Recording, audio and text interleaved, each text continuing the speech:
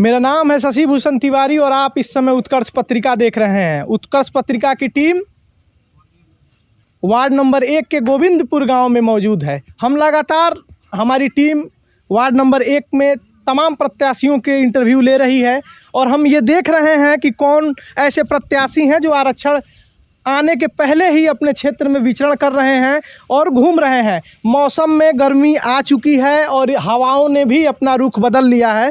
जी हाँ, आप सोचेंगे ऐसा मैंने क्यों कहा।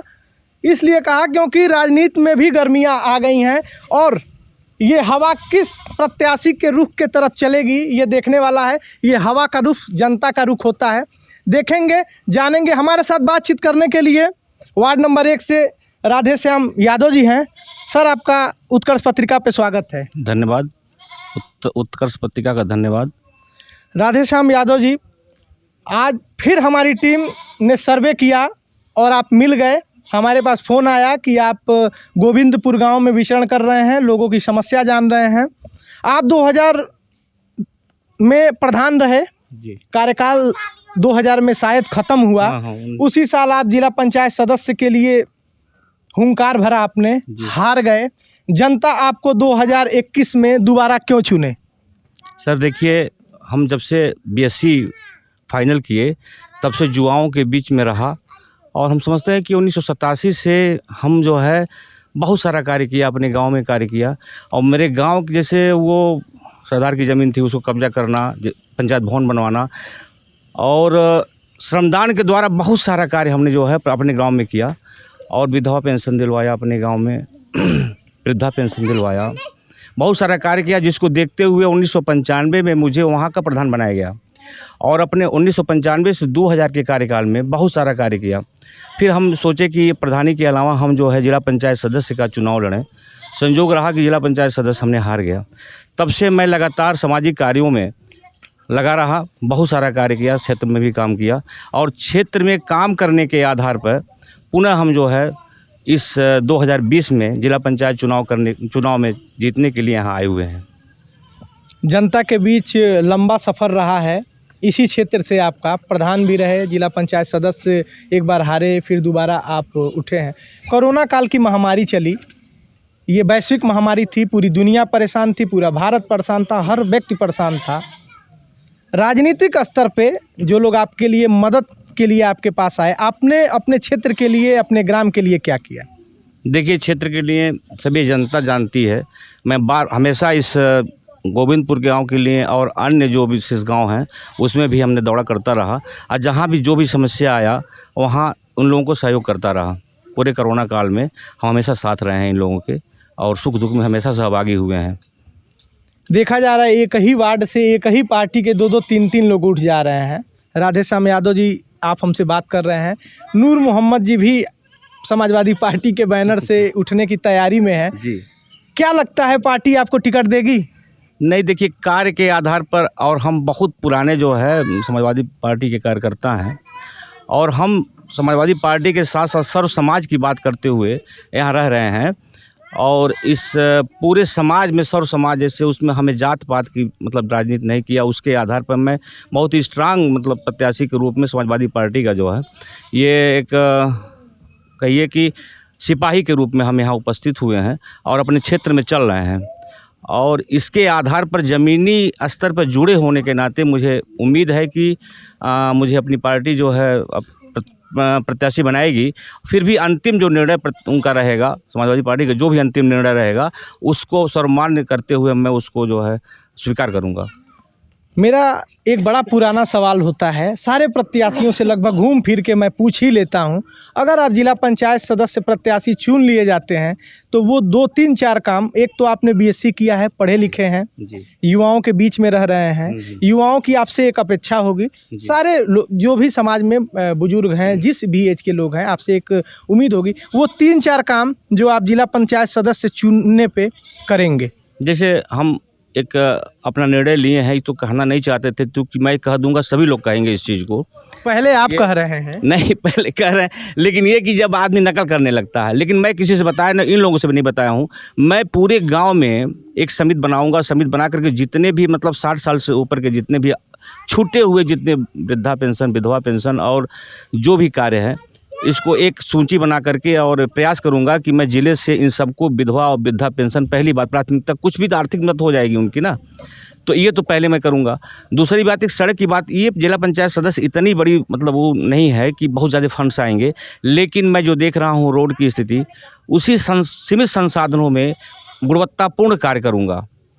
फंड की बात आपने की, मैं इस चीज़ को मानता हूँ, सबका एक दायरा होता है, सबका एक क्षेत्र होता है, इस क्षेत्र में ये व्यक्ति काम करेंगे जी। प्रधान का होता है कि प्रधान का ये काम है, जिला पंचायत सदस्य का काम है, अध्यक्ष का काम है, ब्लॉक प्रमुख का काम है। जनता की आवाज़ तो बन सकते हैं, आवाज़ तो उठा सकते हैं कि ये काम होना चाहिए, ऐसे होना चाहिए। जी, समय समय पर हमने जो भी, जैसे यहाँ की जनता की, अपने क्षेत्र की जनता की जो भी, जैसे थाने का कार्य हुआ, तहसील का कार्य हुआ, समय समय पर लोगों को लेके जाके निस्वार्थ भाव से अपने पैसे से खर्च करके इन लोगों का सेवा करता रहा हूँ क्षेत्र में, और भविष्य में भी करता रहूँगा। चलिए, ये राधेश्याम यादव जी थे, अपनी बात कही, हमने प्रश्न किया। कुछ और लोग हैं, देखते हैं कितनी सच्चाई है और ये इन्हें क्यों चुनना चाहते हैं। चाचा, आपका नाम क्या है? बाल गोविंद। जिला पंचायत सदस्य चुनाव लड़ना चाहते हैं, आप इनको क्यों चुनेंगे?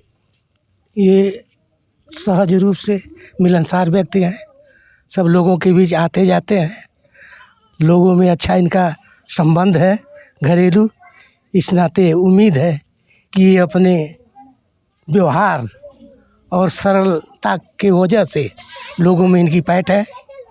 हो सकता है कि ऐसे ही लोगों में पैठ रही तो सफल भी हो सकते हैं। बड़ा सिंपल मांग है आपकी, बड़ा भावुकता वाली मांग है कि ये सहज हैं, मिलनसार हैं, मतलब आपकी मांग ही नहीं है, ये मांग है कि हमारा नेता हमारे पास आए, हमारी समस्या सुने, बस बड़ा छोटा मांग है आपका। चाचा जी से जानते हैं। चाचा जी, हम आ रहे थे तो मशीन जो छटकट्टा कहल जाला ना, उहे चलावत रहला। उम्र का होई आपन? अरे 70-75। तो ई काम करे के उम्र है? नहीं। सरकार का योजना आप तक पहुंचा है? पहुँचल बा। 6,000 रुपया जो मोदी जी वाला आवता, 2-2 कह के तिमाही वाला, वो मिलल बा? नहीं। 500 रुपया जो योगी जी भेजे, वो मिलल बा? नहीं। प्रधान जी से कोनो लाभ मिलल बा? नहीं। तो का मिलल बा? कुछ नहीं। अपन नाम का बतौला चाचा? सुना। ये जिला पंचायत सदस्य प्रत्याशी के लिए खड़े हैं, इनको चुनेंगे आप? हाँ। क्यों चुनेंगे? हमारा फायदा करी है, हमके हमारे साथ जुड़ल रही हैं, हम जाना था इनके। तो ये चाचा जी थे, इनका कहना है किसी प्रकार का भी इन्हें लाभ नहीं मिला है, प्रधान से भी किसी तरह का लाभ नहीं मिला है। आप देखिए, इनकी उम्र 75 साल है, लाभ का पूरा फ़ायदा मिलना चाहिए। चुन लेने के बाद सब 5 साल ले बेकार बा, हाथ देबा, हेमे बड़ी ताकत होला। ये अमीर होखे चाहे गरीब होखे, एक के वोट देई तो ये 5 साल बाद तक फिर ये ताकत मिलल बा। देखिए सही जगह जा, ठीक ना चाचा? आपका नाम क्या है? संदीप। आप युवा हैं और ये जिला पंचायत प्रत्याशी के लिए उठ रहे हैं, आप इनको क्यों चुनेंगे?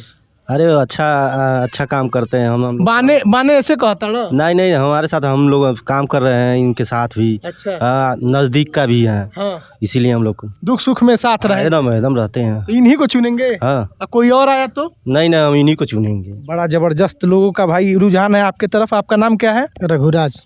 रघुराज जी, इनको क्यों चुनना चाहते हैं आप? ये हम लोगों के कंधे में कंधे मिलाकर चलने वाले हैं, जो भी आवश्यकता पड़ती है इनसे पूर्ति होती है, जहाँ चाहते हैं तहाँ इनको बुला लेते हैं, काम हो जाती है निस्वार्थ भाव से, और दुख सुख में हमेशा रात हो दिन हो कभी भी साथ रहते हैं हम लोगों के बीच। तो आप चाहते हैं से रोजी रोटी भी चलती है हम लोगों। अच्छा, रोजी रोटी भी चलती है। आप सोचते हैं कि ये जीत जाए तो और हमारा विकास करे? एकदम होगा। कुछ महिलाएं हैं, इनसे जान लेते हैं।